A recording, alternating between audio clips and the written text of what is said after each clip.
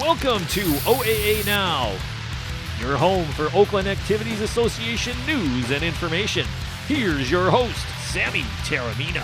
Welcome to OAA Now. Here I'm Sammy Taormina, blog around the OAA, the host of Last Two Brain Cells and host between 2 minutes on Orion Neighborhood Television. I'd like to welcome those watching on the local voice on SoundCloud and those watching Orion Neighborhood Television. We got a lot to talk about here this week around the football world. We got to talk Lake Orion's 0-3 start and where and who do you blame for that. Also breaking down the rest of the league, where the league stands as we head into the the middle part of the season. So a lot to talk about here on this week's edition of the podcast. Let's start off with our big story, and that is Lake Orion. Lake Orion sits at 0-3. They came off a gut-wrenching 23-21 loss to Rochester.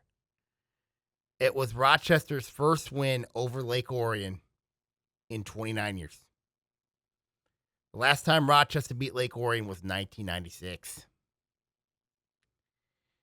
So you really look at that game and you look at, to me, that game was more about Lake Orion's mistakes than Rochester winning that.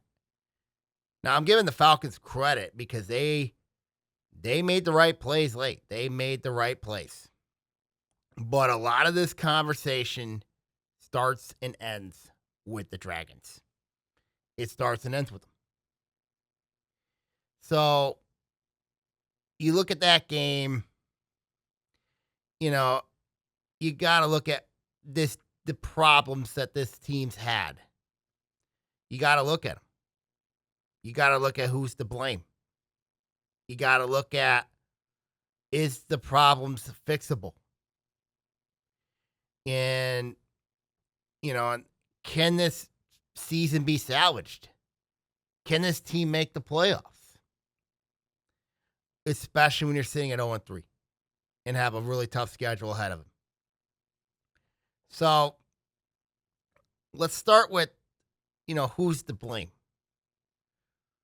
I mean, for this start, is it the youth levels? Because when you look at the mistakes that have been made, false starts, you look at offside calls, you look at, those are discipline issues. Those are discipline issues. And you think about it, you got to have situations to where when opposing quarterbacks, they're going to make different calls. You hear quarterbacks that say, go, go, or even clap their hands like Matt Dykey did of Rochester. And you look at what happened with Lake Orion. He drew them off 6 times. He drew them off sides. Half of those were for first downs.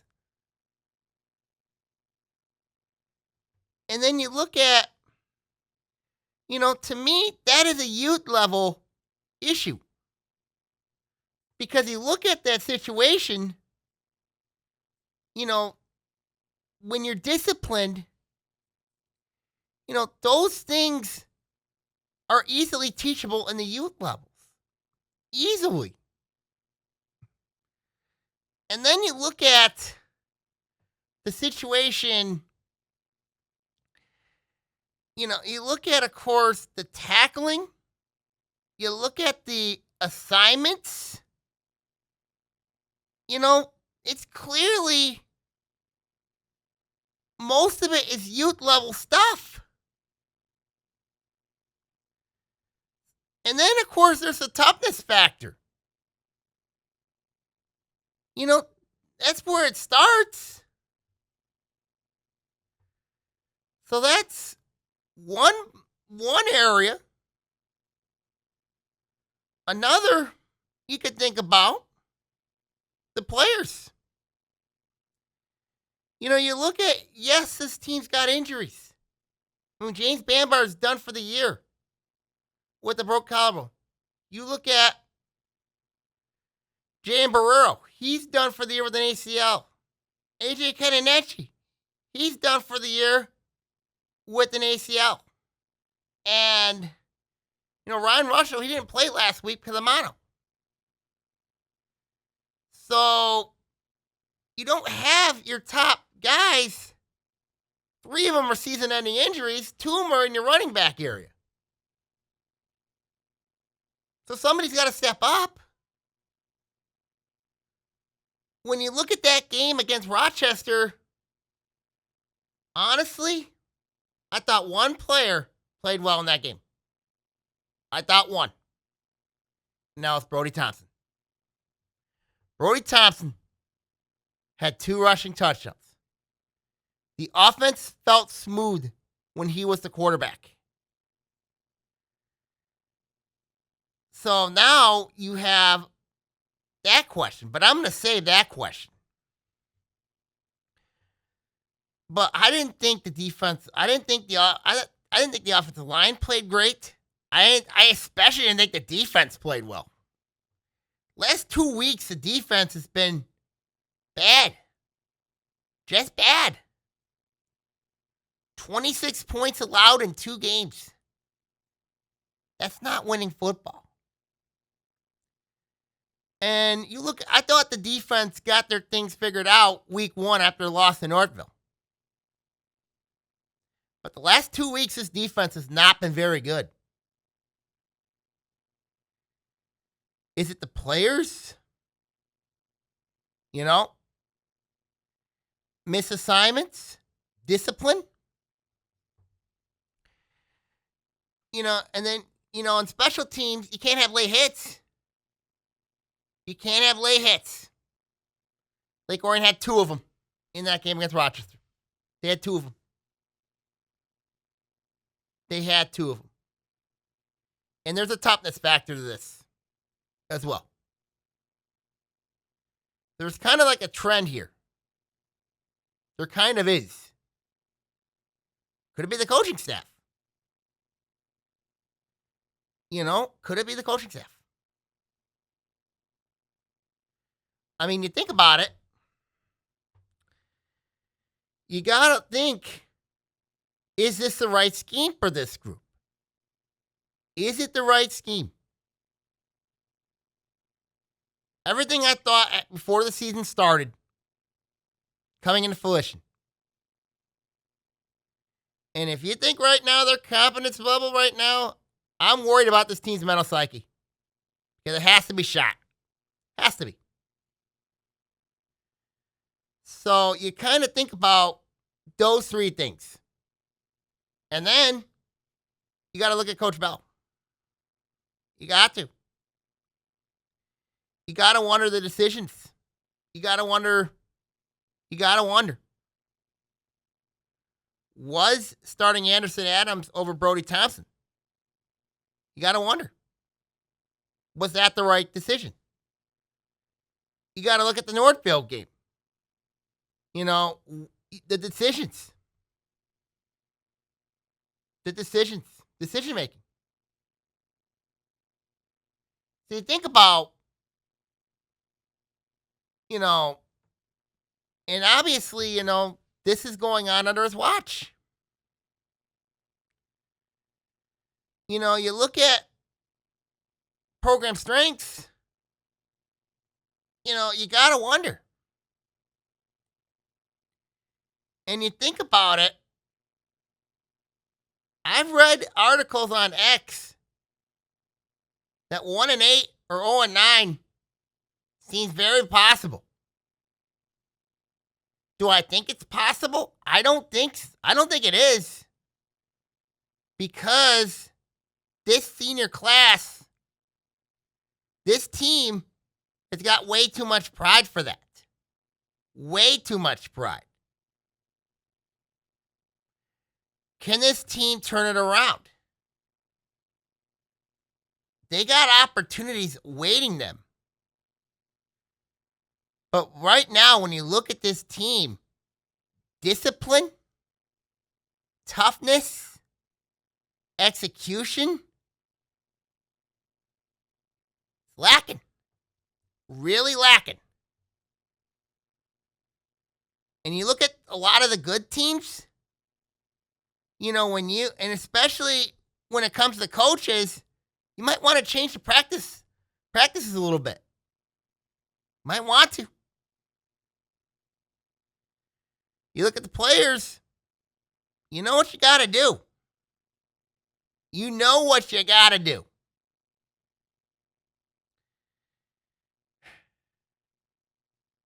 And you got to look at this rest of that schedule. You got West Bloomfield this week.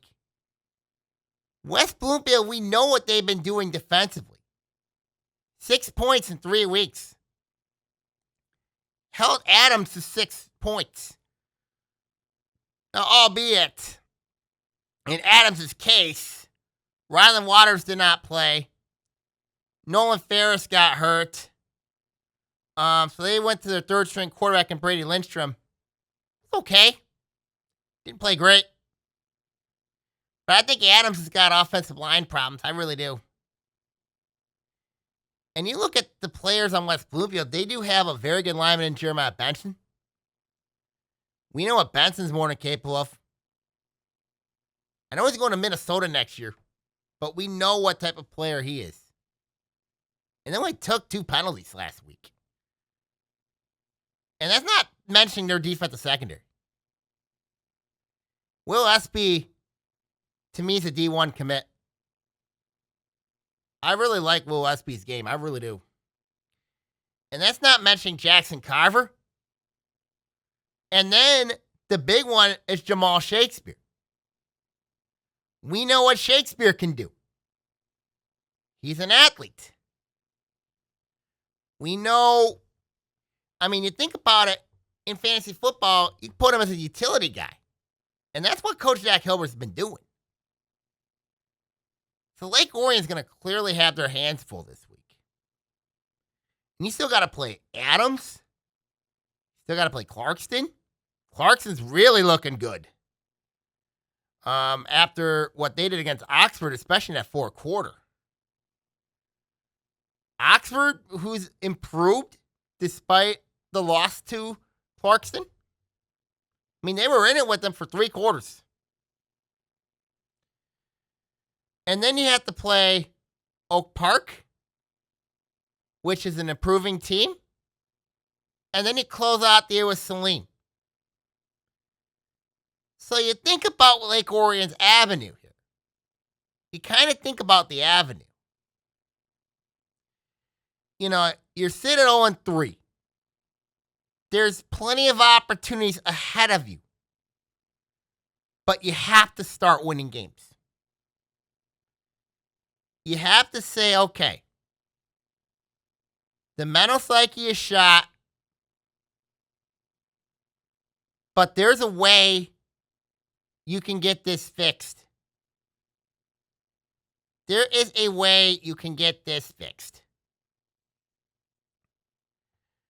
But it has to take maybe a change in practices. It's going to have to take a lot of buy-in. And it's not just the coaches. The players have to buy in.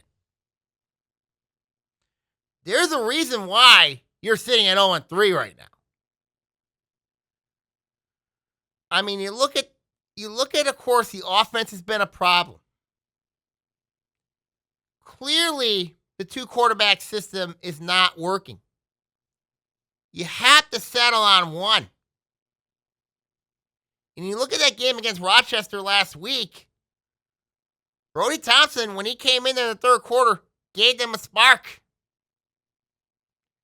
He gave them a spark. There was a reason why. You look at the game last year against Troy when Thompson subbed in for T.R. Hill. When T.R. Hill got hurt. Thompson had 2 long touchdowns. And then against Oxford, I thought he was stellar in that game. Played well, despite the loss.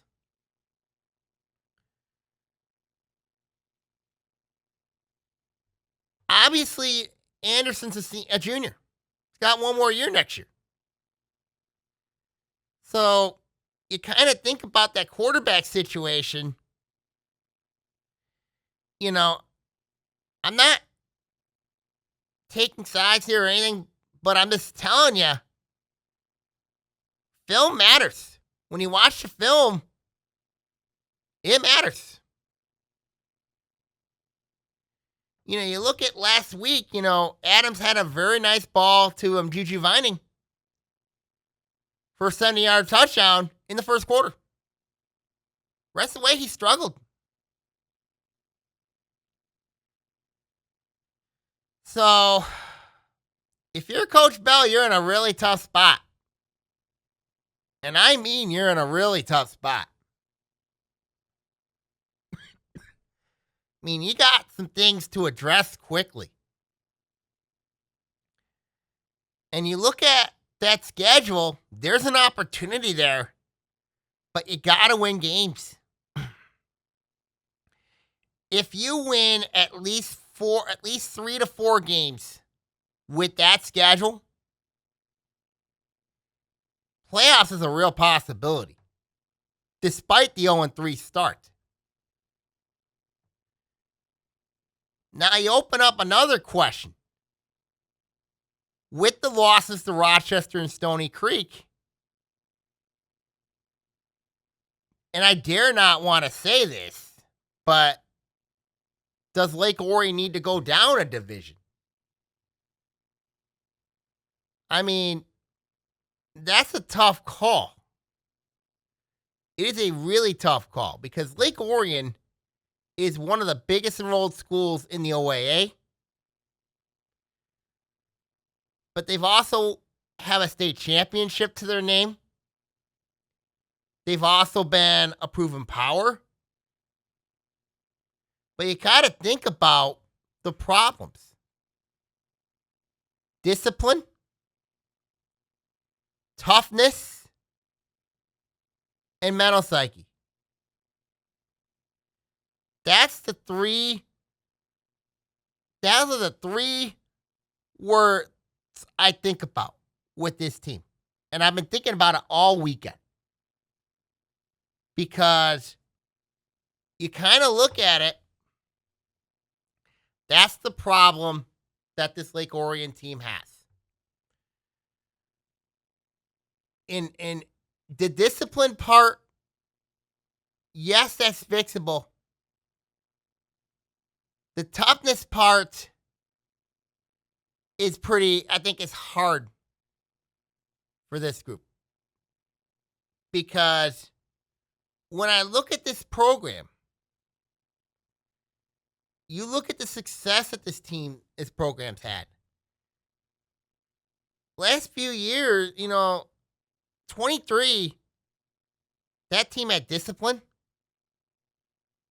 They held themselves to the highest standards. They were accountable. 24 last year, they kind of took a step back. And then this year, you look at the discipline part of it, it's not a good thing. It's not good.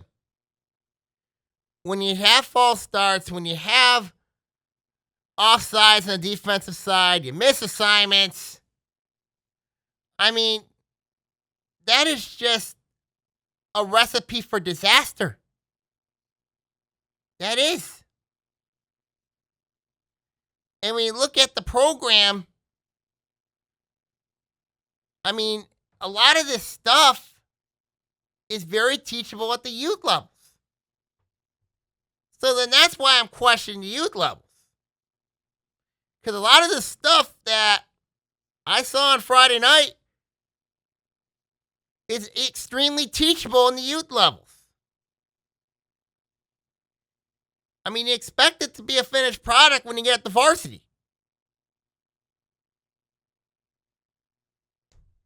So, something's wrong there.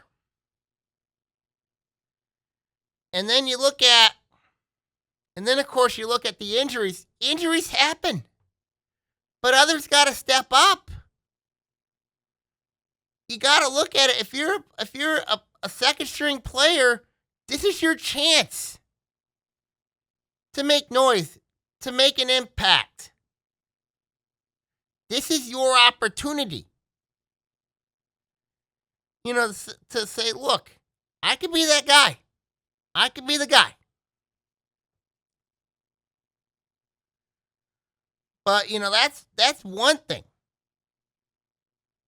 And then obviously, you look at, of course, coaching. Is this the right scheme? Is this the right system? This is what I was concerned about even before the preview show. Coming into the year, I was worried about the mental psyche of this program. I was worried about how this would work. And it's clear to me something has to change. Something's got to change. So, when you look at this team, but still, Lake Orion, I feel, still got a chance at the playoffs. But they've got to win. They got to win, and it starts now. You cannot let the naysayers get to you. You have to go, go, go, and not look back. You want that style? You want Lake Orion versus everybody? That should be the mindset right now. But you have to bring the toughness. You have to bring it. You have to bring the grit. That's the key. And you have a schedule ahead of you that helps you, but you got to win games. If you lose maybe 2 of those games, you're in deep trouble. Because right now, when I look at this team, they have to overcome their mental psyche problems. They have to be crisp with their system. They have to execute at a high level. I don't know who the quarterback will be, but it's clear. It's clear. Something's got to be fixed. Something's amiss. And can they fix this? Is there enough time for this group to fix it? There's a lot of opportunity awaiting them. But time is the key. Time is the key. We'll see what happens. As I mentioned earlier, West Bloomfield, and I know I talked to Tyler Keith about this on Friday night, and the way West Bloomfield's defense played against a proven opponent like Adams says a lot. Really does. Jackson Carver did not play great in that game. He did not play great, but he did just enough. But the defense was the story. The defense was the story for West Bloomfield. Players like Will Espy, Jeremiah Benson. There's some others in there that that played great. I mean, they played great. So West Bloomfield, right now, they're clicking on all cylinders. They really are. Adams, they need Ryland Waters back pretty badly. They do. I mean, once he comes back, they're going to be rolling again. They're going to be rolling.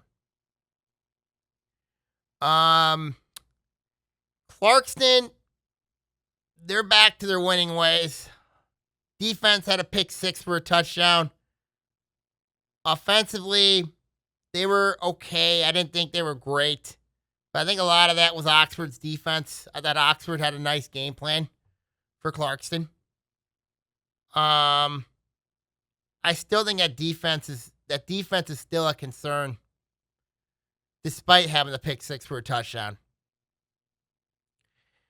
I mean, but the offense bounced back in a big way, putting up 31 points technically. 38 in general because of the pick six. So I think with Clarkston, they're more than fine. They're more than fine. And then Oxford. I look at the Wildcats, and I look at them, and I say, you know what? They're fine. Yes, they had that tough loss to Clarkston, but they're more than fine. I think they're going to be fine. I mean, Trevor Potts has that team heading in the right direction. That win against Groves is absolutely huge for them right now. You kind of think about it with them. They've got competence. Brady Hasselbring's played well for them. Jack Hendricks, when he doesn't get pressure, is a pretty accurate quarterback. And Oxford's got a defense. They got a good defense. Even though there's been times that they haven't been very good. But they're still good enough. They're still good enough. Then let's look at the white. Obviously, we talked Rochester a little bit in the Lake Orion segment. I really felt that game was more about Lake Orion than it was Rochester. Even though Nate Tandy had a nice game for Rochester. Of course, scoring the winning touchdown off a Wildcat formation. Caught a big touchdown pass in front of my face. And then, he was very, very effective. He was very effective for Coach Eric Vernon. I thought Dykey, the quarterback, he played well. Running game, they had some moments where they looked good. Defense, I thought was up and down. So Rochester, there was a reason why they were most improved coming in there. There was a reason why. That when talking to Coach Doug Clorless about this team, that they would be the most improved. And the game against Lake Orion really proved that. That game against Lake Orion was so big for the program and the school in general. That win is so huge for them. It is absolutely huge for them to win that game. To say, you know what, we're here. We're ready to compete. Could we go after the white? Absolutely. It's going to be tough. But we feel we got a chance.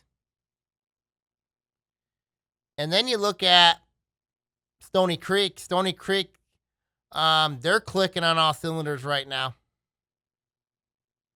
Rose Telegatis, tell you that much right now. Good player for Coach Rick Powell. Really good player. Defense has been playing really well for them.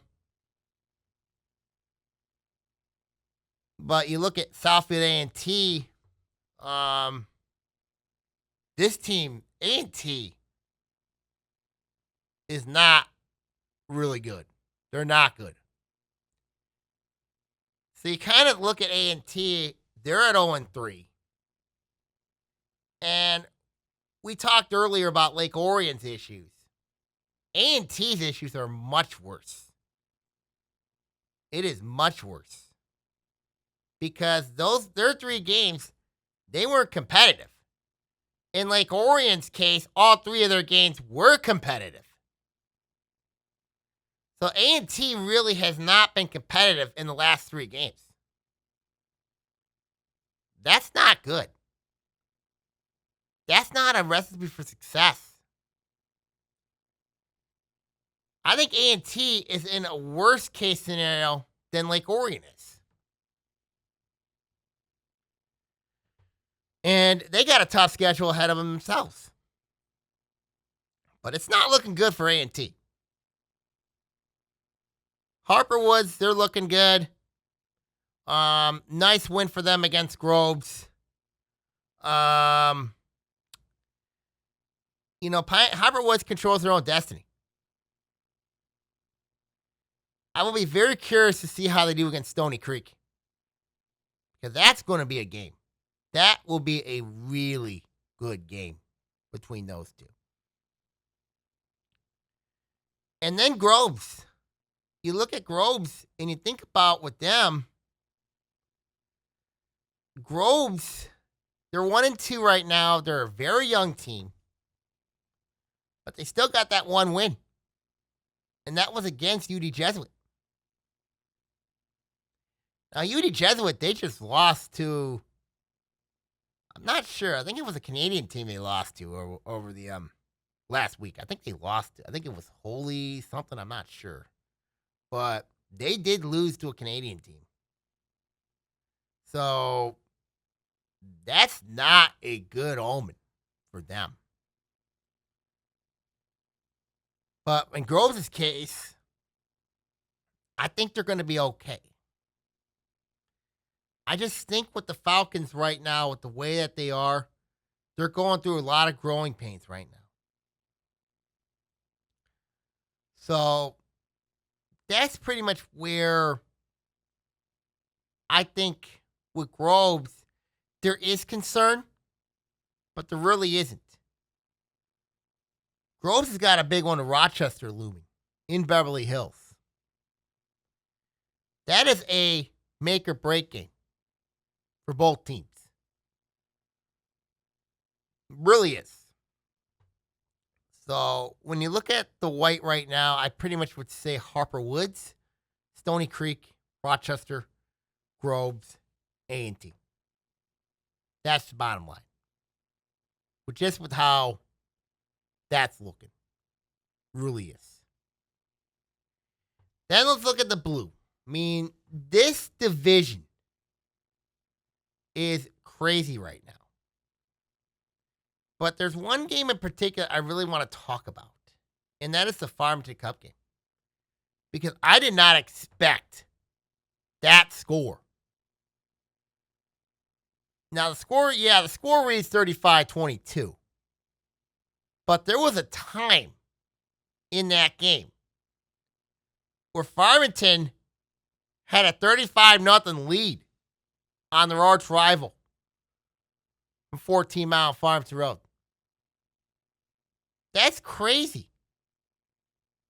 Considering that this was the same Farmington team that lost by 2 to Holly.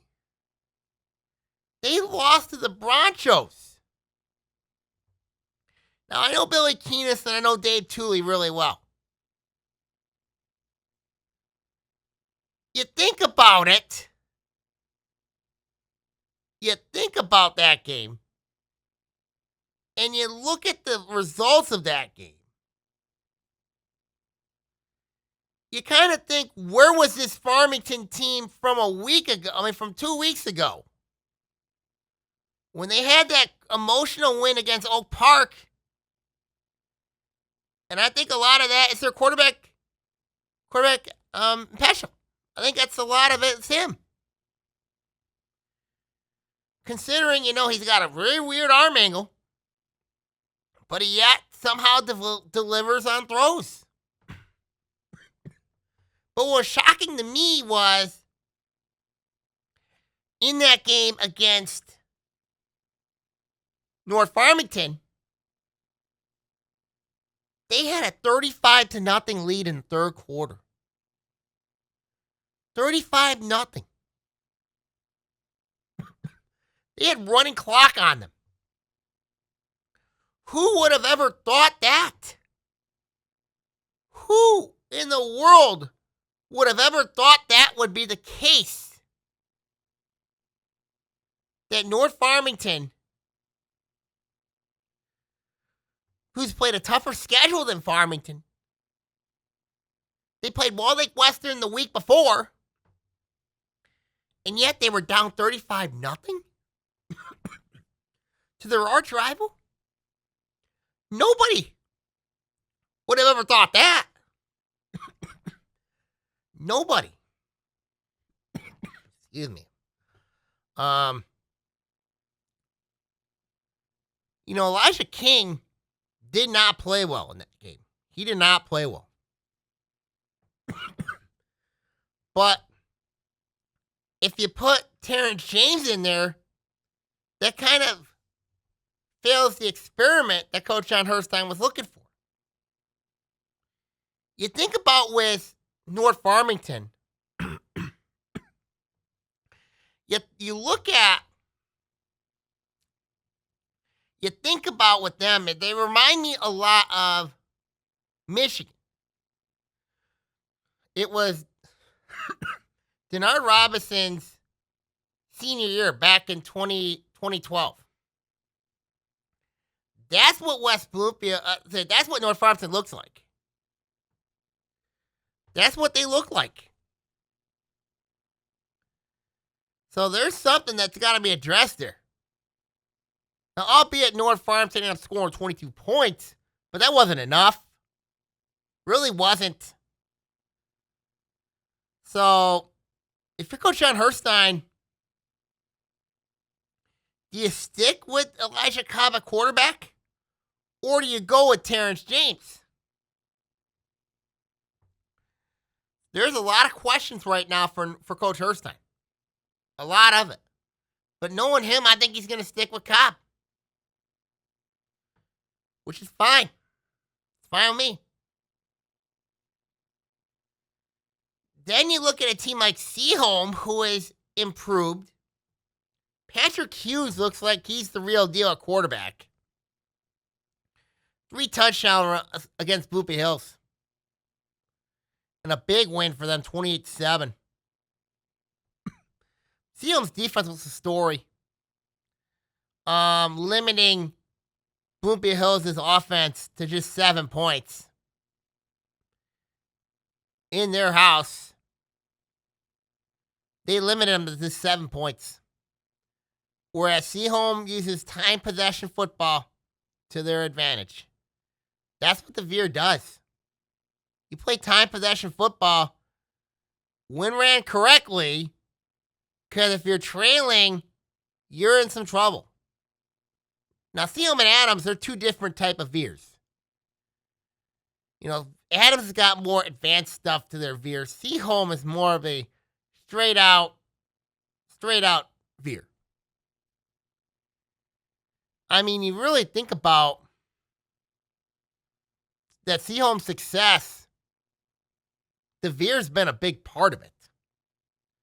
Because it's really hard for those who run that type of offense, especially those who are on defense, it's hard to prepare for. Really is. But Patrick Hughes been a big difference maker for Seaholm. Why they sit at 3-0 right now. They're looking pretty good too. Bloomfield Hills, just got to be patient. You really have to be patient with them. You got to be. You have to be patient with Bloomfield Hills. Because if, and I think, right now Coach Scott Merchant's going through it right now. Seeing what type of team he's got. Seeing what they can do to get better. Trying to fix some things that, they got to do. There's a lot of questions with Bloomfield Hills. A lot of questions. Then there's Troy. How is Troy 3-0? How is this team 3-0 when I project them to go 0-9? How? People ask me why. Their defense has been playing really good football. I mean, Tom Callahan's defense has been really good. Coach Chris Frazier's defense has been just impressive. And a lot of that has to go to their defensive coordinator, Tom Callahan. Holding an offensive juggernaut like Ferndale to 14 points. Or 12 points. Then they held Flint Powers, who was averaging around 20, 22, 23 points a game, to 14 points. And then their week 1 win against Bloomfield Hills, they held Bloomfield Hills to, I think, 13 points. I don't know where it's coming from. A lot of people look at Troy and they say Noah Urey's been the real deal. Noah Urey's playing good football. He's a guy that a lot of people need to recognize at Troy. Or especially like OAA Nation needs to know about. I talked to Frazier a couple months ago. He said, watch out for Noah Urey. Playing well. Playing really well. So you kind of think about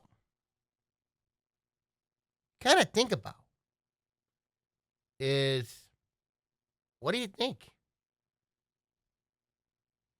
Troy right now is 3-0 for some reason. They are 3-0 for some reason.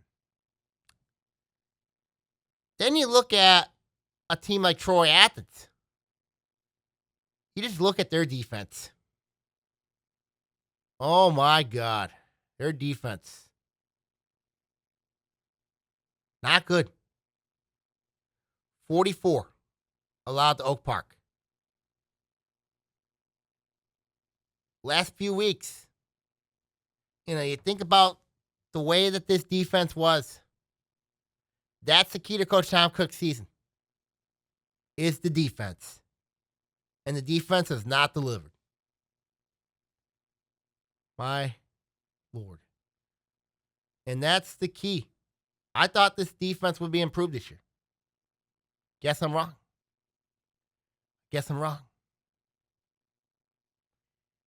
Then Oak Park. Oak Park is clicking on all cylinders right now.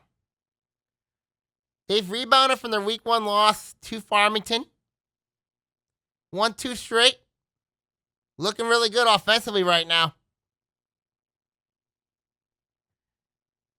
Defense is a little bit suspect, but knowing Coach Greg Carter, I think he can get that figured out quickly. But Oak Park right now, they're clicking. I will be very curious to see how Oak Park does against Seaholm and also North Farmington. Those are the 2 games I am keeping a really close eye on with Oak Park. Because to me right now, it is clear they're the 3rd best team in that division behind North Farmington and Seaholm. But Farmington might have a case. And Farmington beat them. So right now, if I had to say right now who the best teams in the division are right now, I pretty much would say Seaholm, Farmington, North Farmington, Oak Park are basically my top 4. Then Troy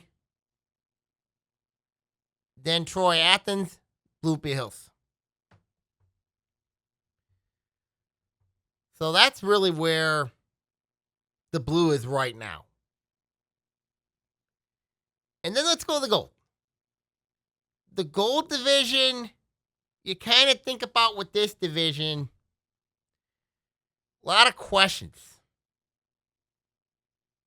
Has this division been answered? It looks early on that there's clearly 2 teams right now. But one team I got to talk about is Avondale. The Jim Carlisle era in Auburn Hills is off to a very rough start. And that starts with their defense. 101 points allowed in 3 weeks. That's not good at all. You gave up 50 points at home to Macomb Lutheran North. 50 points. That's just mind-boggling.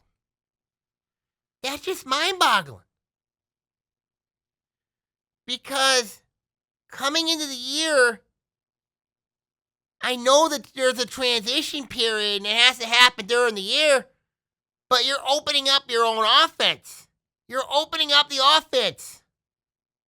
You have a quarterback who can throw the ball deep. But you've only managed to score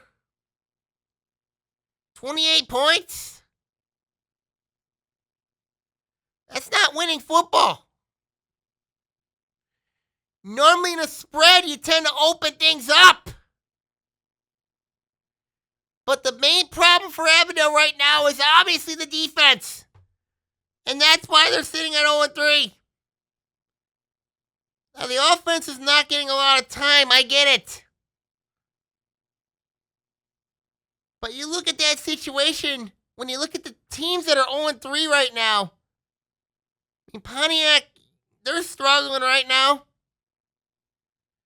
You look at Berkeley, you look at Avondale, they're 0-3. A&T, they're 0-3.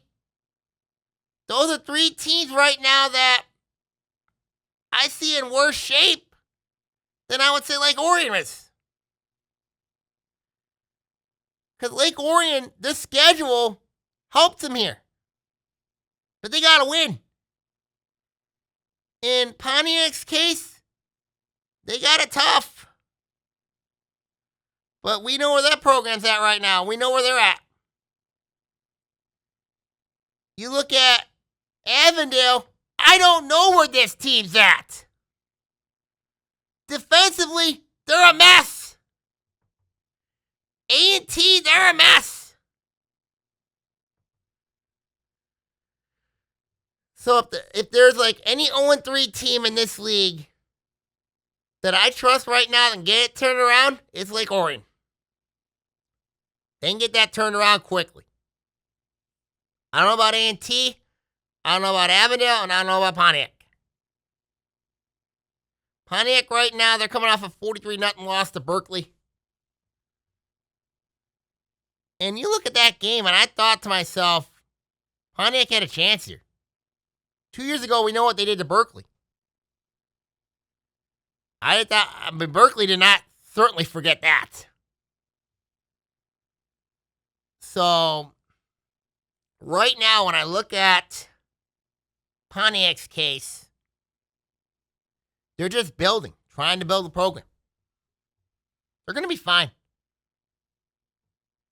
They'll be fine. Royal Oak, I said last week they're a Scooby-Doo team. They're still a Scooby-Doo team. I mean, 46-14 to Ferndale. What happened to their defense? What happened to their defense? The last 2 weeks. 88 points allowed in 2 weeks. That's 44 points allowed. And then the offense, they've only scored 21 points. What's going on here with Royal Oak? I mean, that's not winning football. You talk about the process. Defense has not been good. Offensively, you've not been good. So there's some big-time concerns here for Coach Colin Campbell's team. Big-time concerns. And that's not a good omen. Really isn't. Really isn't. Berkeley's case, they came off a good win against Pontiac. The jury's still out on the Bears. Can they turn it around and quick? Jury's still out. So we'll find out more with Berkeley. And then there's Ferndale. Ferndale got a big win against Royal Oak. But what's hurting them is their 2 non-conference games. Their loss to Troy, and then their double overtime loss to Madison Heights Lampier. those two games really hurt them.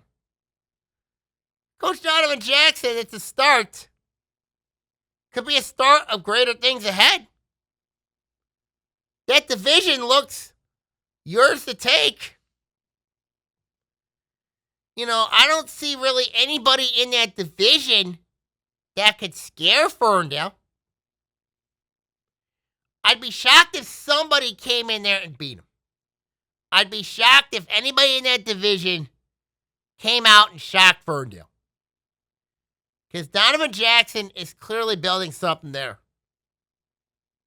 I think they're fine. I think Ferndale's more than fine. We'll see what happens. And then let's look at the Waterford teams in the Lakes Valley. Waterford Kettering. Oh boy. Their defense. I have had warning signs about this defense at Waterford Kettering. They have not improved on that area at all. They ran into Milford and lost 45-6. That's not a good omen getting ready to come into a new conference. That is not a good omen. If you're Coach Brian Barnes, that is not a good omen. That has got warning signs all over. And I mean all over. So there is some serious concerns there with Waterford Kettering. There really is. Because they have not improved on that defense. They've still given up over 45 points in the last 3 weeks. It was 50 the prior to those 2 weeks. It was 50. Almost 49, 50 points. That was a really bad loss they took to Walled Lake Central. And then South Lyon, they're improved. Okay. South Lyon's improved.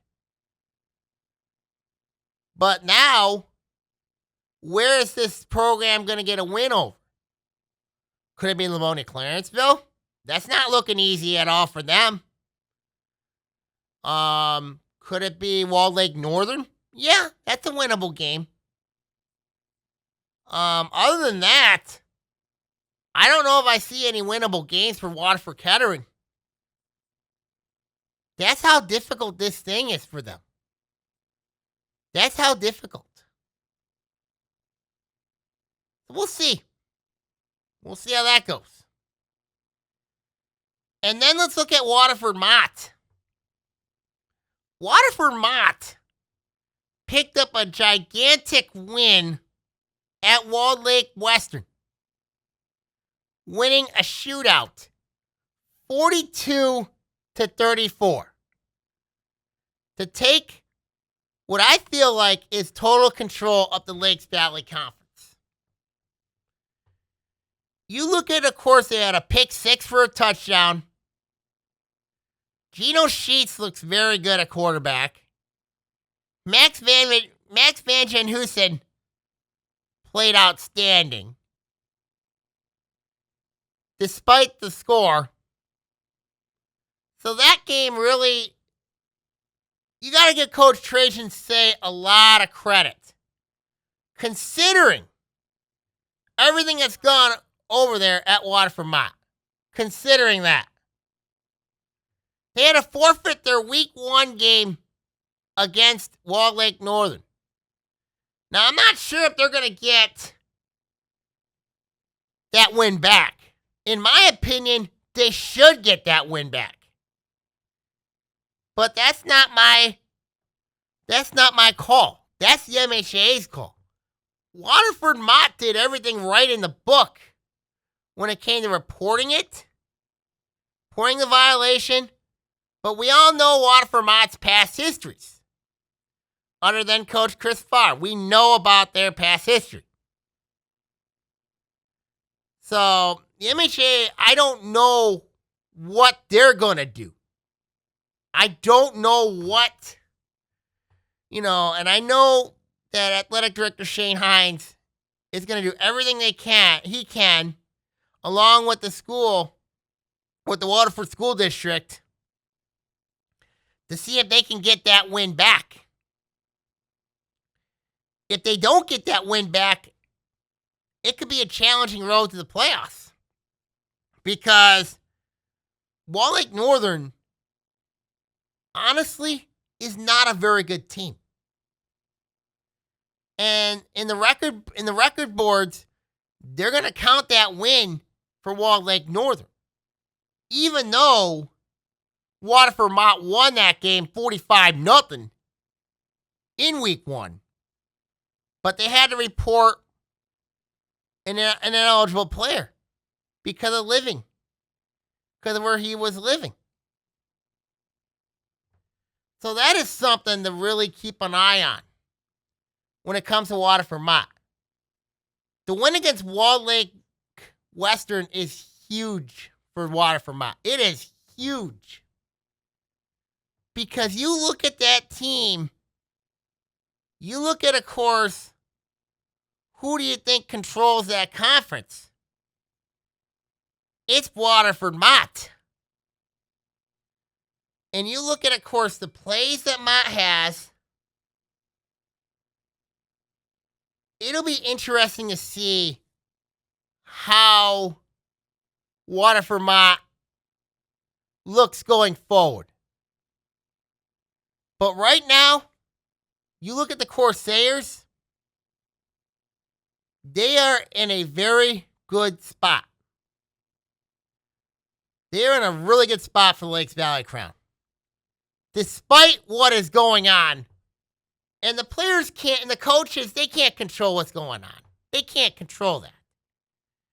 You know, if I'm Coach Trajan Say, I would say this: you gotta play. Let the results take care of itself. You're going to be fine. And if we get that win back, great. We're 3-0. But if you don't get that win back, then you're going to have to play.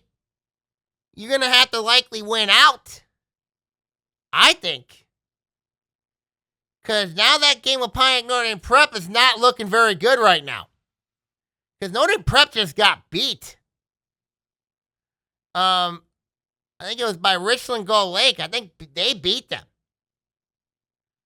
So, and that was at Notre Dame Prep. So the Irish might not be the same team they used to be. So if you're Trajan Say and Waterford Mott, you're basically saying, let's win the rest of our games. Let's win the Lakes Valley Conference crown. And we're going to be, and then make a deep playoff run before we depart to head to the OAA this upcoming winter. So that's my take on Waterford Mott. So we'll see what happens. I mean, we're going to keep an eye on the situation over there at Waterford Mott when it comes to their week 1 issues. We're going to keep an eye on that. I mean, we're also keeping an eye on the basketball situations over at, on the boys' side, Waterford Kettering, and also at Ferndale University, along with what's going on the girls' side at Ferndale University and at Ferndale. So those are the 2 basketball coaching vacancies in both boys and girls basketball, 2 each to keep an eye on going forward. So we're going to keep an eye on that. We're going to keep an eye on what's going on in the volleyball docket. We're going to keep an eye on what's going on in the, we're going to also keep an eye on what's going on in soccer, cross country. We're keeping an eye on that. Let's see what happens going forward. I'm going to sign off here. Make sure you follow the blog at Sagamay4650 at blogspot.com. Also around the OAA Webley, of course, my new website. Post that also on the blog as well. So, see what happens going forward. Everybody will sign off here. Take care. God bless. And I will see you all next week, everybody. Take care. God bless all. And I'll see you all next week. God bless.